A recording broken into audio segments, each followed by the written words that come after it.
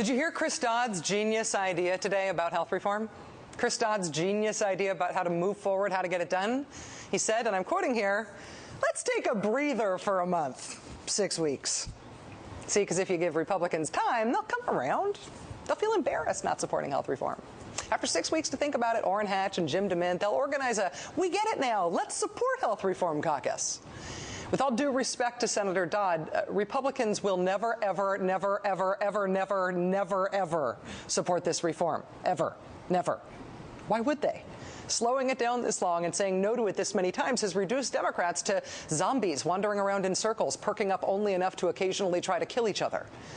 Another genius health reform idea being floated to see who'll shoot it down is to break the bill up into smaller, easy-to-swallow pieces. Just push through the things we can all agree on. Just push through the things that can pass. Who can eat a whole pie without slicing it up first, right? Besides me, I mean.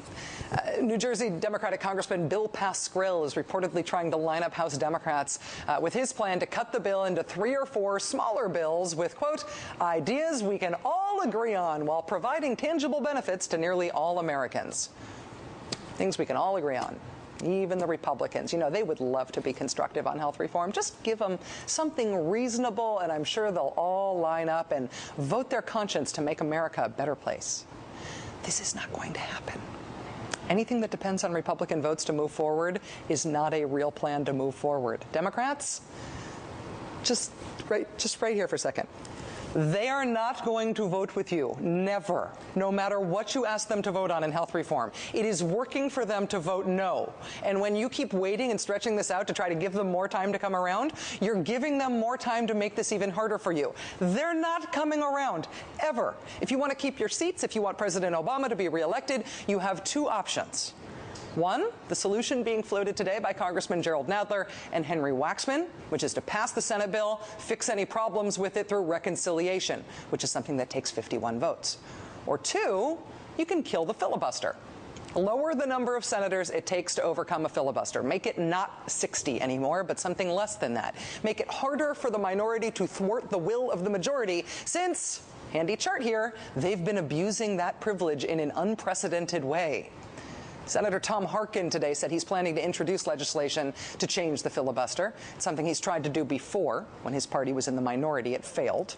But could it work now? We've heard conflicting opinions about that very issue from 2 lawmakers, both Democrats, appearing on this show this week on 2 consecutive nights.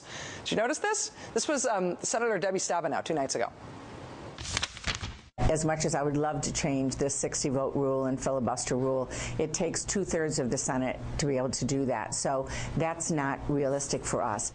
2/3 of the Senate, she says. But then here was what Congressman Barney Frank said about it last night. I don't like the filibuster. I think it should be a great crusade now to try and change that rule, which the Senate can do by a majority at the opening of the Senate. A majority? So would killing the filibuster take 2/3 of the Senate? Because that'll never happen. Or would it just take a majority, 51 votes? Because that could happen, maybe. And that would save health reform and everything else on the Democrats' agenda. This seems important.